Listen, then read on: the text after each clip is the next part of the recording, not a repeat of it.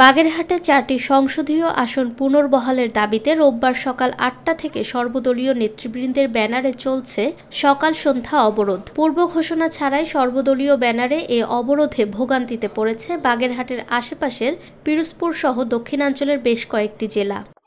জেলা এটা কোনো হরতাল নাই, কোনো ধর্মঘট কিছু নাই। আছে বাগেরহাট 4 আসন থেকে 3 আসন করছে, তারা এর জন্য বাগেরহাটের বুক থেকে কোনো গাড়ি চলাচল চলবে না, পরিবহন সহকারে এবং লোকাল সার্ভিসতে সব গাড়ি চলাচল বন্ধ করা হয়েছে। খুলনার যাত্রী আসিয়া পিরোজপুর থেকে আমাদের পিরোজপুর জেলার বিভিন্ন জায়গায় যায়, সেই যাত্রীগুলো আটকা পড়ছে, আমাদেরও হইতে দুর্ভোগে পড়া লাগছে।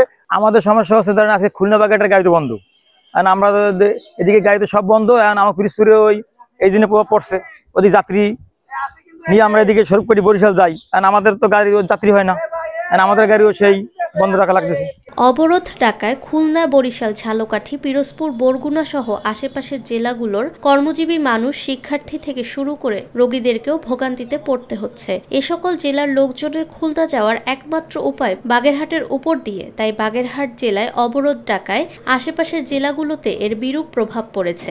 দক্ষিণাঞ্চলের পিরোজপুর সহ আশেপাশের জেলাগুলোতে ভালো মানের চিকিৎসা ব্যবস্থা না থাকায় খুলনা মেডিকেল কলেজের উপর নির্ভরশীল হওয়ায় রোগীদের চাপ ছিল চোখে পড়ার মতো। হ্যাঁ, বাসার থেকে আসছি তো জানি না তো এখানে হরতাল চলতেছে বাগেরহাটে। এখন তো আমি অনেক দূর থেকে আসছি, এখন দেখতেছি যে বাগেরহাটে হরতাল। এখন আমার তো সমস্যা, আমি তো যাব, রেডি হয়ে আসছি। এখন ফেরত যাবো বাসায়, বলেন। দুর্ভোগ তো আমাদের হচ্ছেই। আমাদের পিরোজপুর থেকে কিন্তু অনেক শিক্ষার্থীরা বাগেরহাট খুলনায় যায়। তাছাড়া হচ্ছে পিরোজপুরের চিকিৎসা ব্যবস্থা কিন্তু তেমন ভালো না, যে কারণে হচ্ছে খুলনা বাগেরহাট বিশেষ করে হচ্ছে খুলনায় নিয়ে যাওয়া হয় রুগীদের।